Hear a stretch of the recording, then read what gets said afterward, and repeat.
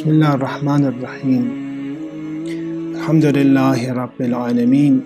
Salatu wassalam ala ashraf al-anbiya'i wal-mursaleen. Sayyidina wa Mawlana Abil Qasim al-Mustafa Muhammad. Allahumma salli ala Muhammad wa ali Muhammad. Wa ala ahli baytihi at-tayyibin at-tahirin. Wa la'natullah ala a'dahim ila qiyawmi yawmiddin. We were talking about letter 31, Nahj Balagha, the letter that Imam Ali alayhi salam writes to his son Imam Hassan alayhi salam. And we talked about that when you look at some of the lines in this letter, you should not perceive it as a direct letter from Imam Ali to Imam Hassan, that you can say that maybe this is a letter to the youth in general, because in it are, as we described last week, lines that are not fit with the status of imamat, leadership, and ismat, and infallibility. We talked about last week also that from the Maraja al-Taqlid, Ayatollah Sistani really recommends that one should pay special attention to this letter, especially for the youth. Today we come to this line, and it is, we're going to read, we're going to keep it short, inshallah. فَأُوصِيكَ بِتَقْوَى اللَّهِ يَا بُنَيَّ وَلُزُومِ أَمْرِهِ. I advise you to fear Allah, or to have taqwa, God-wariness, God-consciousness, and to abide by His commands. وَإِمَارَةِ قَلْبِكَ بِذِكْرِكَ. Fill your heart with remembrance of Him, remembrance of God. وَالْإِعْتِصَامِ بِحَبْلِهِ. And cling to hope from Him. وَأَيُّ السَّبَبِ أَوْثَقُ مِنْ سَبَبِ بَيْنَكَ وَبَيْنَ اللَّهِ جَلَّ جَلَالُهُ إِنْ أَخَذْتَ بِهِ. No connection is more reliable than the connection between you and Allah, provided you take hold of it. So we see that in this letter, this is actually where the real part of the letter starts. And when someone wants to write a letter, he usually puts the most important, especially as words of advice, puts the most important things first. So we can see that from this, three things are mentioned. One is taqwa, one is God-wariness first. And just we have repetitively been encouraged to talk about taqwa, to talk about fearing God, to talk about God-wariness, God-consciousness, not sinning. Two, we see remembrance of God, another important component of man's spirituality and spiritual growth, remembrance of God. What worth do we have if we do not do dua, if we do not call God? What worth do we have if we don't remember Him or are disconnected to Him? Thirdly, we see what اعتصام بحبله, to cling on, and habl is a rope, to cling on to the rope of God. And we're going to talk about this at the end, inshallah, if there's tawfiq, that when does someone need a rope? When someone needs a rope is when they feel that they are in danger, when they feel that they are falling down, when they feel that they are on a cliff, or say underneath them could be the dangers of the fire of hell. Therefore, that is when you need a rope. If you feel secure and you're standing right now, or you're sitting, do you need a rope? No. So we'll talk about this, clinging on to the rope of Allah, which is the best of ropes.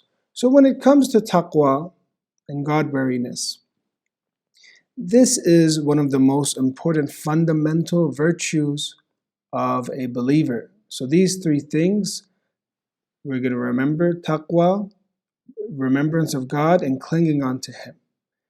So we see that taqwa is used, inna akramakum indallah atqakum. The most worthy of you, the most noble of you, is in God's eyes, is he who has the most taqwa, is the most God wariness of you. This word has been used in the Quran maybe about 250 times, either as a noun or as a verb. And it comes from waqaya, which means protection, it means support. So to be, the translator used fear of God, but it is not good to use this word maybe to say fear or avoidance. Maybe the better translations of these words are God consciousness or God wariness. And it is protecting oneself. So therefore, it is not just fearing God. And when we look at taqwa, we see that actually when we talk about taqwa, does it mean just to fear God? And we talked about this, and those that joined us before in the ethics and Quran class of discussions that we had. Fearing God should be understood this way, my friends. Fearing God should be understood this way, that we are fearing His adl, His justice. We are fearing what's going to happen to us from His justice, as we have in tradition. Ya man, or in dua, Ya man la yurja illa fadlu. O he who is not hoped except for His fadl, for His favor. Hoped for His favor, wala yukhaf illa adlu, and is not feared but His justice. So what we are talking about when we're talking about fearing God is fearing His justice, fearing the results from things that can happen that we created ourselves. We're fearing the mess that we created ourselves. So fearing justice actually alludes to fearing oneself because of one's past wrongs. So in what a person did to violate or break the limit of other people's rights. So this is what we are fearing. So therefore, we see that again in other traditions, or in Dua Abu Hamza, إِذَا رَأَيْتْ مَوْلَايَ ذُنُوبِي. So my Lord, when I look at my sins I have committed, فَزِعْتْ. So I become fearful. وَإِذَا رَأَيْتْ كَرَمَكْ تَمِعْتْ. When I look at your karamat and your generosity, then I begin to hope and have hope. So we're looking at actually my sins. Again, over and over, I'm trying to nail this point down. When we talk about fearing God, we are fearing our own sins, we are fearing His justice, and we're fearing what we have done to others and what we have done to ourselves. Now, some like Al-Ustadh and teacher, martyr Shahid Mutahari, he talks about two types of taqwa. He talks about a type of taqwa that is an avoidance taqwa. It is a type of taqwa that comes from seclusion. That a person is not strong enough to be able to resist his temptations and live a normal life in society. Therefore, he fears society and leaves, and therefore he has taqwa. So we do see stories like this in Ashabul Kahf, for example, the companions of the cave, or you see that in stories of Prophet Ibrahim alayhi salam, that he did leave his people.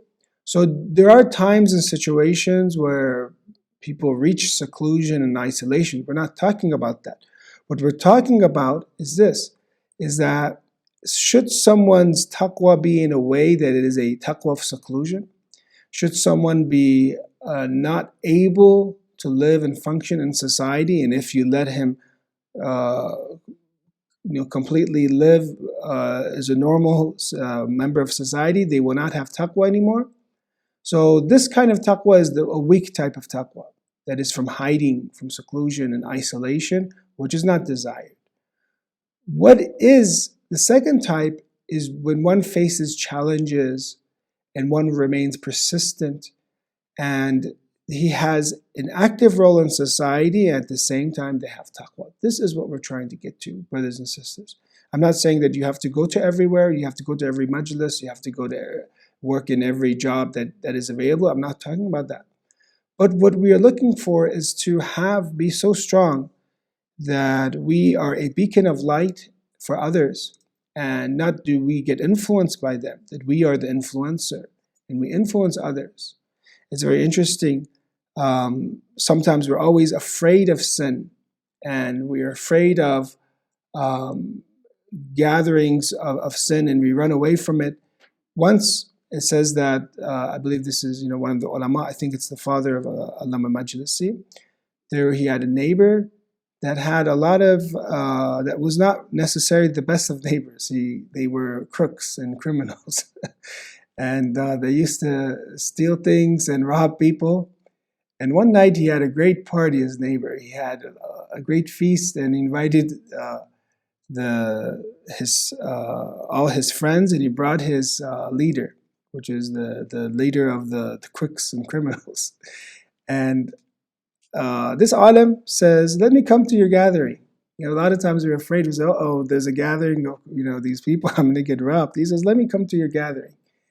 And he tells them that, no, actually tonight we're going to actually have, Aish, and we're going to have fun together. We're going to have, a good time. We don't want you to ruin our gathering.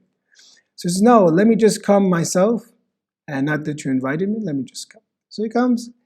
And then when he comes in the majlis, imagine all these big feasts, all these crooks and criminals and people that are into illegal activities or haram activities, and the sheikh comes and sits down and comes in the majlis, and this person, the leader, says, you know what, actually we do have some virtue, we have some limitations, and for example, and he mentions a few of the limitations that they have and some of the acts of loyalty, because back then when people were stole things, they still had limits.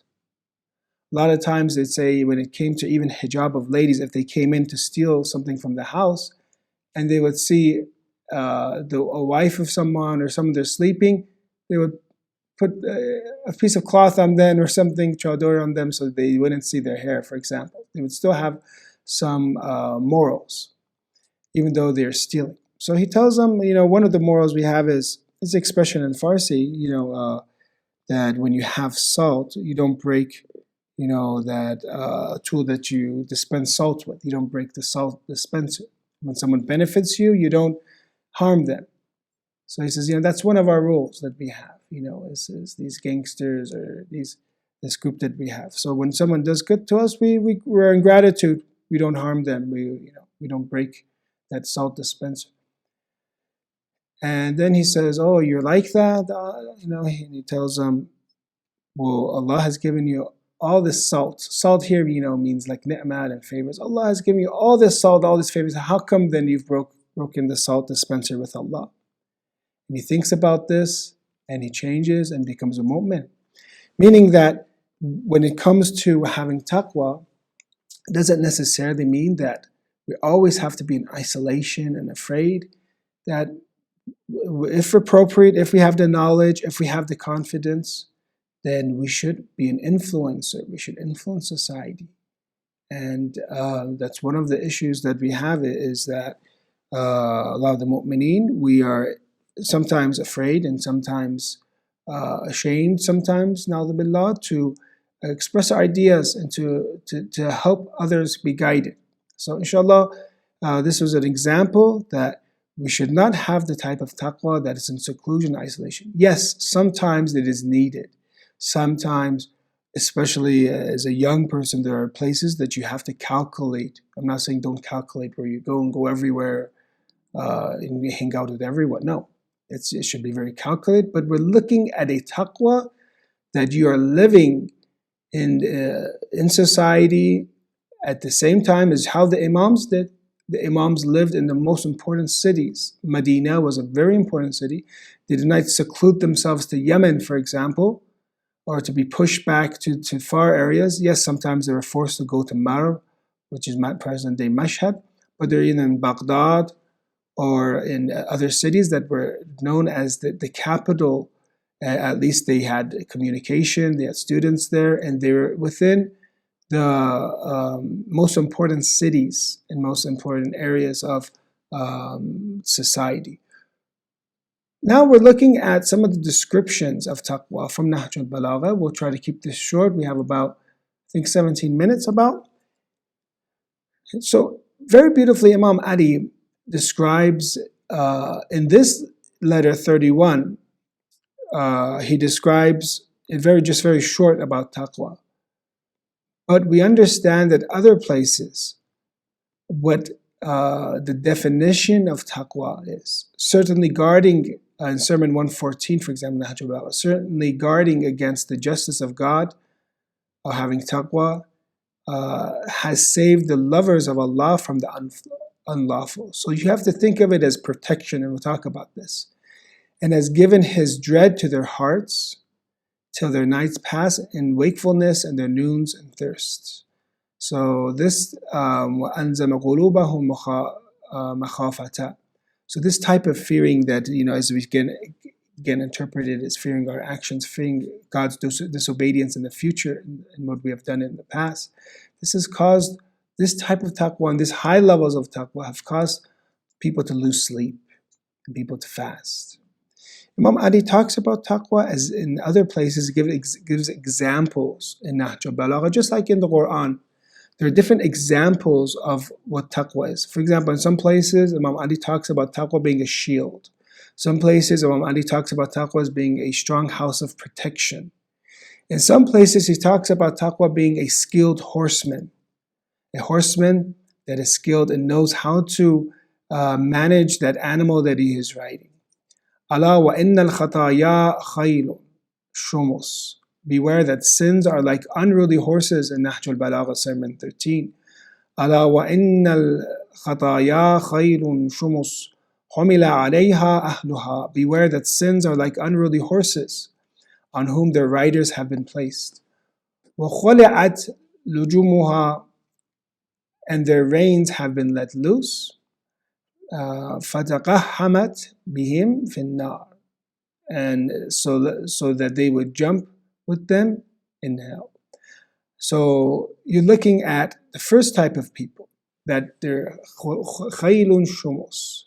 They're unruly horses, whose reins, you see when you have the rein of a horse and you're holding him tight, and that horse has nowhere else to go, and you're in complete authority of where that horse is going to go.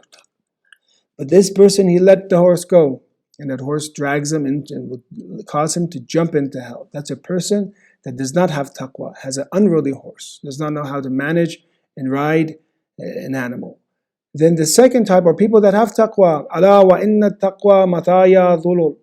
Beware that piety is like trained horses. Humila alayha ahluha wa u'tu azimmataha فَأَوْرَدَتْهُمْ الْجَنَّةِ. In which the riders have been placed with the reins of their hands so that they would take the riders to heaven. So you see different types of people that have let their nafs go and their lower desires go, and causes them to go to wherever direction it wants. Whatever it sees, whatever it wants, it believes in that, it acts upon that. Or you see people that are very strict on themselves, and they're watching themselves as if they're riding a very trained horse. Brothers and sisters, if we get this sifa of taqwa, if we truly cause ourselves to have this shield, this house of protection, which is not limitation. People think that the wajibat and muharramat are limitation. No, they are protection. Always think of it this way. Islam is not a religion of restriction. It is a religion of protection so that your heart can flourish. Because Allah knows that these things for you are poison, and it's going to poison yourself. It's going to, what you look at with your eyes and it's haram, it's going to poison your heart. What you drink and what you eat, it's going to poison your spirit. And what you act with your hands, it poisons your heart and spirituality. Therefore, we are looking at protecting ourselves from this dangerous world, which we'll talk about at the end, inshallah, if there's time. That we are in a cliff, we're in a danger with this nafs that we have, with all these temptations in this world, with the time period that we live in. That if we, for 1 second that we are neglectful of ourselves, it could lead us to the path of hell. to the path of God's unsatisfaction. Therefore, taqwa in these examples is used to protect us so that we can flourish. And Allah knows, He is our creator. He knows best what we should be prohibited from and what we should, inshallah, gain. Now we look at other things about taqwa. I think we're running out of time. We could keep continuing about the discussions of taqwa. Very interesting. These are from some of the discussions of the late teacher and martyr Seyed Mutahari, who, in some of the discourses that he had, he really opened up taqwa in different ways to understand that taqwa is not a restriction, to understand that taqwa should not mean isolation. And these are, alhamdulillah, very good because he was a person that himself was involved in the education of university students. Therefore, he knows that the way to learn things, inshallah, help people grow. The second thing we're going to talk about these last 10 minutes is the second part of the dua, not the dua, the actual letter, and that is, so taqwa ya bunayya wa luzum amre. Now the luzum amre was abide by his commands. There's different grammatical things I'm not going to get into now, but just remember it's kind of the same thing. وَإِمَارَةَ قَلْبِكَ بِذِكْرِ. And fill your heart with remembrance of God. Fill your heart with the remembrance of Him. So remember, the first thing that Imam Ali says, guard against sin. Stay away from sin. Follow God's command. Abide by His command. And then fill your heart with His remembrance. When we look about dhikr and remembrance of God, we realize that our worth, actually our life is being provided second by second by God. He is sustaining us. He is giving us life. He is giving us rizq. He is giving us provision. Everything goes to Him. If you're a true muwahhid, you even believe that that knowledge that you have, knowledge is a rizq, is a provision from God. He gives it to you. He grants it. He allows you to seek it. Yes, you have to strive for it. You have to study, yes. But who gave you all that capability? Who gave you cognition, the ability to actually learn things and remember things? Allah did. And who gives you a teacher who allows you to give you the motivation and to help you when it comes to the decisions that you make? It is Allah. He protects us. So therefore, when we look at dhikr, we see again numerously in the Quran, and we talk about that dhikr in general for everyone. It is tatma'in al-qulub, the remembrance of God. It causes us to be calm. It has different effects. Dhikr, it gives light to our hearts. But because we are approaching Fatimiyya, one of the most important dhikrs that we have, because we have a dhikr in a remembrance that is from the heart and a dhikr that is from the tongue, is Tasbihatu Fatima Zahra, salawatullah alayha. And that is, I'm sure that most people know here, is after Salat. Allahu Akbar, Alhamdulillah, Alhamdulillah, Subhanallah, Subhanallah, 34, 33, 33 times.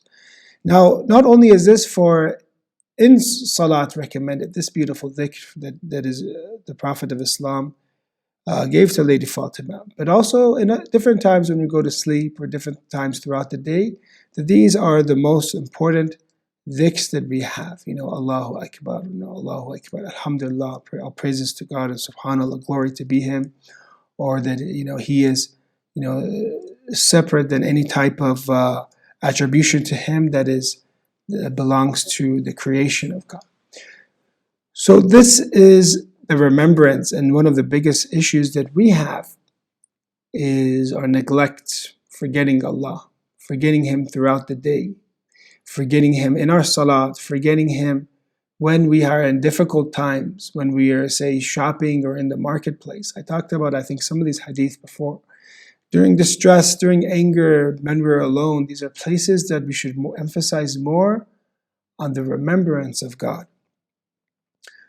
But how can this be done? Because a lot of us try to remember God and we say, oh, it's very hard throughout the day, making all our intentions for God, living a very godly life.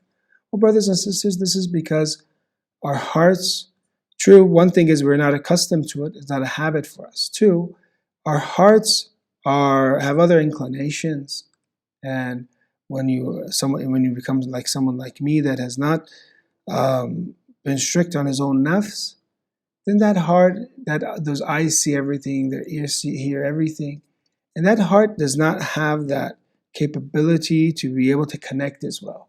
You have destroyed that tool, because if it is a very receptive and salim and sound heart, that heart will connect with God. So you're looking at factors from your own actions and the environment that you have to as we said, taqwa does not mean isolation, but still you have to protect yourself from what harms it. So we are looking at providing good and safe atmospheres for ourselves so that our heart can be easier for us to remember. I know that it is COVID-19 times. Inshallah, later on, when the masajid open and the places of worship open, you notice how easier it is to focus on your dua, focus on your salat, focus on the remembrance of God. The advice that he gave to his companions, when they asked him, قالت الحواريون لعيسى يا روح الله من نجالس, they asked Isa alayhi salam, Jesus, who should we sit with? And he gave them 3 pieces of advice. Sit with these people. قال من يذكركم الله رؤيته.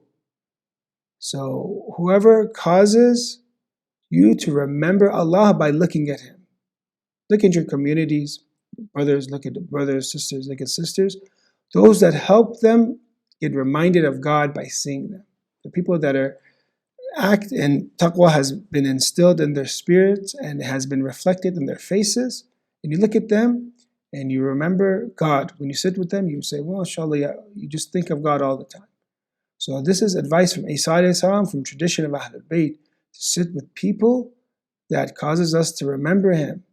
Prophet Isa alayhi salam was a very, very prophet that was very harsh on his own nafs, was very gave his nafs and his lower desires, was very careful that he would sleep on the most, maybe a rock even, and that he would eat of the most simplest of food, and his stomach was empty.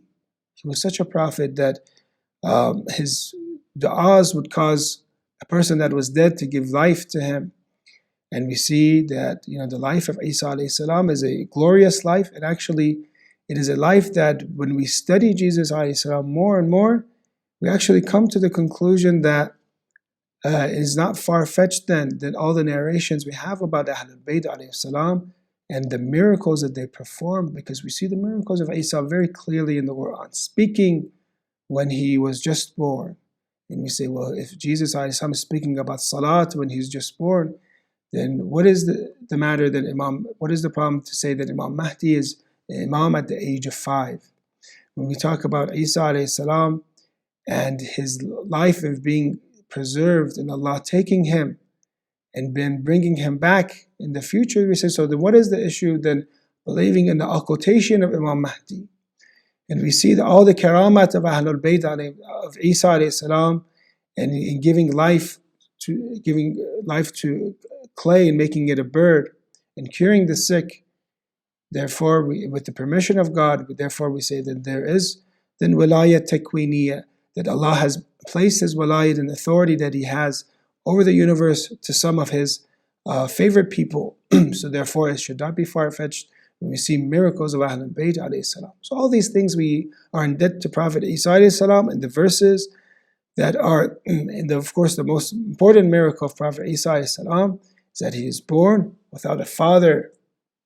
So those that are against all those maqams and positions that Ahlul Bayt alayhi salam have and say, oh, it's hard for us to believe. How can you answer these things? How can you answer the miracles of Jesus in the Quran? How else are you going to interpret them? How are you going to interpret them? And you're going to try to interpret it in a way that Isa alayhi salam had a father, na'udhu billah? You cannot. You cannot do that. So therefore you see he was born without a father. And his mother was a modest lady. Some of the traditions we have, Ahlul Bayt alayhi salam, that he goes through Karbala and talks about Lady Fatima. We have in traditions that Isa alayhi salam is talking about Lady Fatima, says his mother of Hussein, and it talks about to the Hawariyun that Hussein would be martyred here. His mother is similar to my mother. The Lady Fatima is similar to Lady Maryam. Therefore we see All these beautiful things in Isa alayhi salam. I'll end with this. وَيَزِيدُ فِي عِلْمِكُمْ مَنْطِقُ. His speech increases your knowledge. وَيُرَغِّبُكُمْ فِي الْآخِرَةِ عَمَلُ. And his actions cause you to be encouraged and have raghbah and more desire for the hereafter.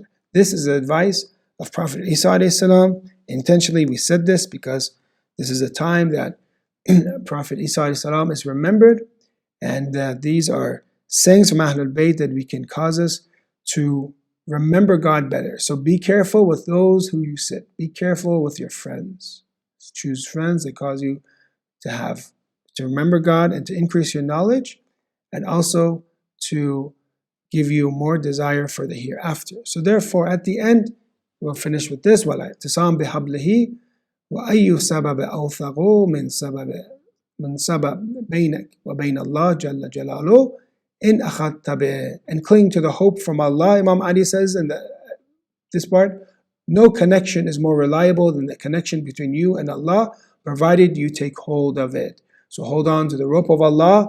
Why? Because this world is a dangerous place. You need a rope where you see you might fall into danger, and always see yourself in danger in this world, because you're on a cliff, you're in underneath you is empty. Therefore you need the rope of Allah. Inshallah, your brothers and sisters will be clinging to the rope of Allah, which in other hadith is also habl is used to mean the Ahlul Bayt alayhi salam. Inshallah, you cling on to the Prophet and his noble family, to all the Prophets, inshallah, and their successors. Sallallahu ala Sayyidina Muhammad wa ala Ahl Bayti al-Tayyibin al-Tahirin. Allahumma salli ala Muhammad.